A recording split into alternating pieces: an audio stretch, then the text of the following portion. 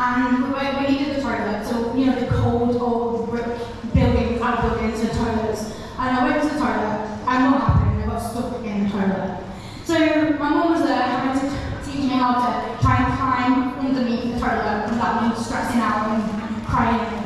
So it was a good job that growing up, that my favourite programme with my dad to watch was MacGyver. Yes, I know I'm showing my age, but if any of you don't know who MacGyver was, he's like a 5-star review on Amazon for the James Bond.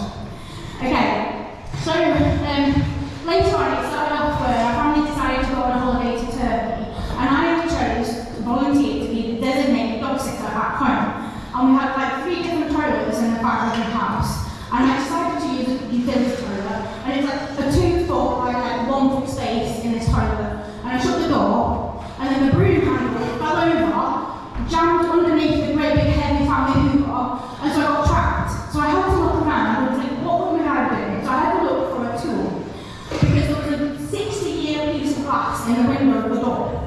It's all cracked around the edges, and I had to find a tool. So I found, there was a page stripper, not that kind of stripper, but I had to look around for something else, and I found an old knife. So I managed to prise with the knife the metal hinges that were like old and rusty as well. I had to carefully pick up this piece of heavy glass and put it down, and reach out and grab the broom, and then try to jiggle the broom underneath the heavy Hoover and throw it away from the door. And I did manage to escape, thanks to MacGyver. Anyway, a few years later, at university, I went on to a community arts project to Sri Lanka.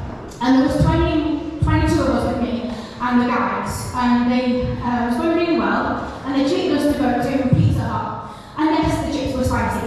And it was going really well. We were coming to the end, and I just said to my friend, I'm just going to the toilet, I'm not going to come up.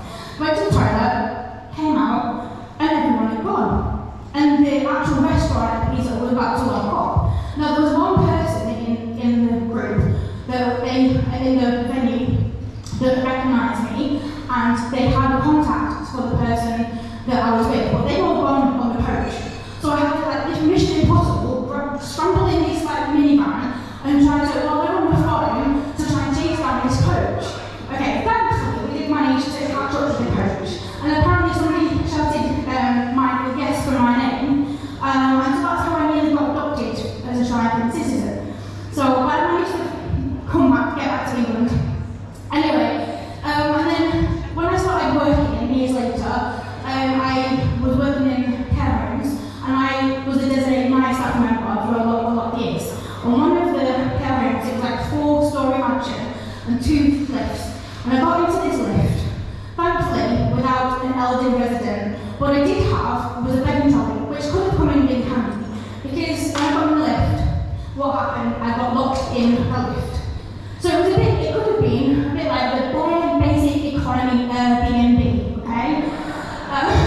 And then, I don't know about you guys, but most people will probably freak out, cry. For some reason I find these things hilarious, for some reason, I don't know why. Anyway, my colleagues were freaking out more than I was, and the straws that they had were like really small, so they had to put 2 straws together, because they were worried about me passing out, and poked through these 2 straws through the gap of the lift. Most of these things don't even have a gap. And they put it into a glass, so I could at least get a drink of squash or whatever they had. Thankfully, I didn't pass out, and the engineer was taking 2.5 hours to come and rescue me.